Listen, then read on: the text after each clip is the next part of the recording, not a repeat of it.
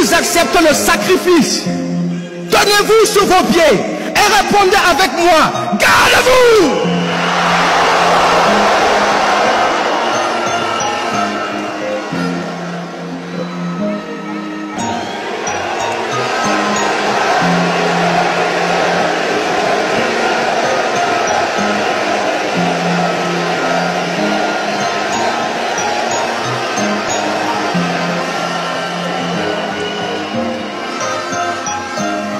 Écoutez-moi, dans 50 ans, on sera en 2074.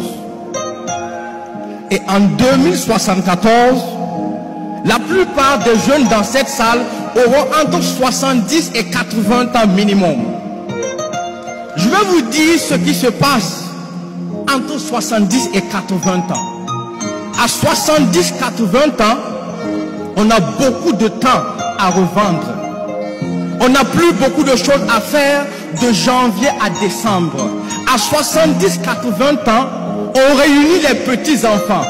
On les fait asseoir pour raconter sa jeunesse d'antan. Et c'est là qu'on parle de ses exploits.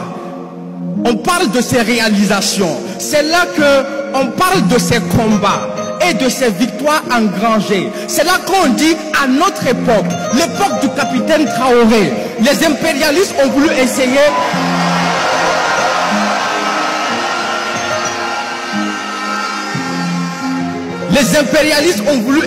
mais nous les avons empêchés. C'est là qu'on sort les cicatrices, on montre les preuves du combat. C'est là qu'on devient un héros karatéka devant un public d'enfants. Parce qu'à 70-80 ans, on a du temps à revendre. On devient un ancien combattant qui compte les mythes et les légendes.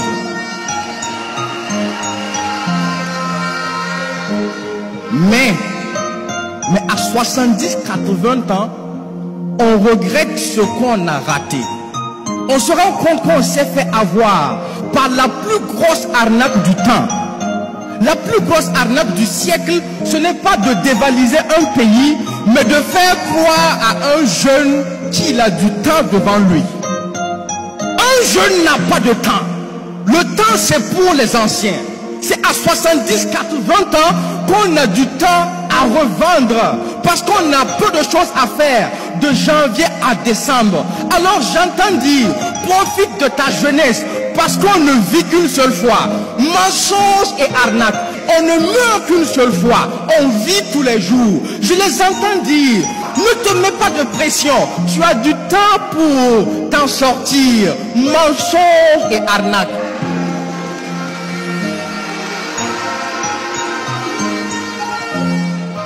C'est comme ça qu'ils ont voulu combattre la jeunesse africaine.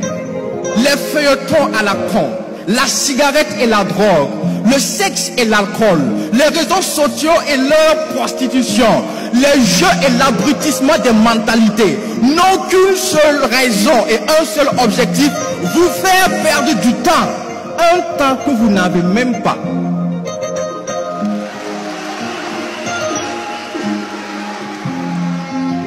Parce qu'ils savent que l'Afrique est jeune et qu'un jeune est invincible. Mettez un jeune sous la pluie, dans la neige, il réussira quand même si vraiment il le décide. Malgré le virus qu'on a téléguidé en Afrique, les jeunes l'ont avalé et digéré. Et finalement, ce sont leurs propres vieillards qu'ils ont enterrés par milliers. Alors croyez-moi, le plus grand regret de l'Occident, c'est d'avoir une population vieille.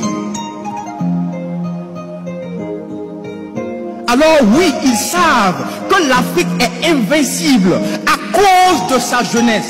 Tant que cette jeunesse reste éveillée et prend ses responsabilités. Donc, si on ne peut pas vous vaincre, il faut coûte que coûte vous faire perdre du temps. Du temps que vous n'avez même pas. D'ailleurs, dis-moi un peu, comment tu fais pour avoir du temps pendant qu'on appelle ton pays pauvre? Comment tu fais pour avoir du temps pendant que ton sous-sol est exploité? pendant que l'Afrique est assistée presque à tous les niveaux, comment tu fais pour avoir du temps en pleine reconquête de la souveraineté alimentaire, pendant que les champs chôment au village par manque de bras valides? Comment tu fais pour avoir du temps en pleine lutte contre le terrorisme, pendant que même les anciens s'enrôlent pour être défenseurs de la patrie? Comment tu fais pour avoir du temps si les gens travaillent le jour et la nuit deviennent des veilleurs qu'on appelle Waïya? Comment tu fais pour avoir du temps?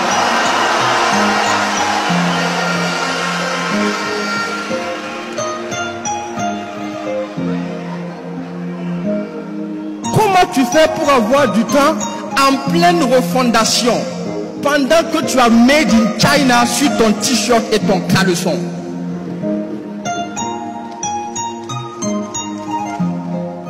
C'est vrai que la jeunesse africaine a longtemps souffert, mais elle n'a pas souffert de pauvreté comme on veut nous le faire croire. Le sous-sol africain est bien trop riche pour ça. La jeunesse n'a pas souffert d'analphabétisme comme on veut nous le faire croire. L'éducation africaine est bien trop bonne pour ça. La jeunesse africaine a plutôt souffert de manque de repères et de dirigeants dignes.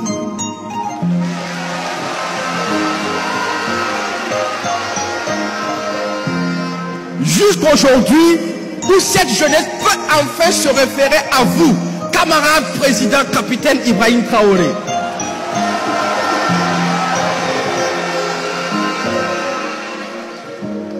Dès lors, tout a changé, parce que tout est devenu urgent, parce que tout est allé vite, et parce que l'Afrique est fière.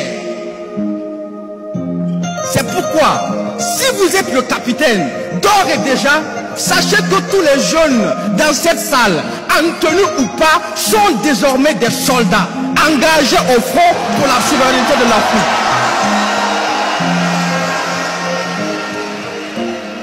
Alors, est-ce que vous m'entendez, soldats? Est-ce que vous m'entendez, soldats?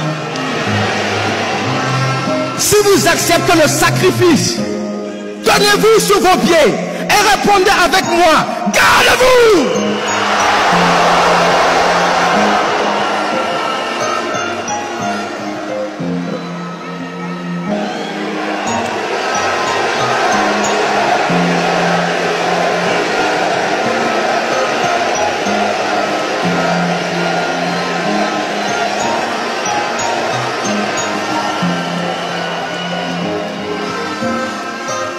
Écoutez-moi jusqu'à la fin. Dans 50 ans, on sera en 2074. Et en 2074, on sera des anciens combattants. Donc s'il y a un combat à mener, je vous assure que c'est maintenant. S'il y a une souveraineté à arracher, je vous promets que c'est maintenant. S'il y a une révolution à faire, je vous assure que c'est maintenant. S'il y a une refondation à faire, je vous promets que c'est maintenant. Parce que à 70-80 ans, on aura du temps à revendre.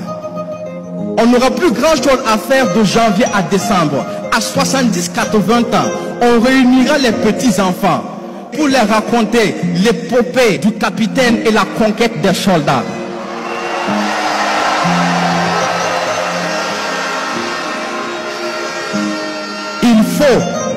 Il faut qu'il y ait de l'histoire et il faut qu'il y ait de l'action. Repos.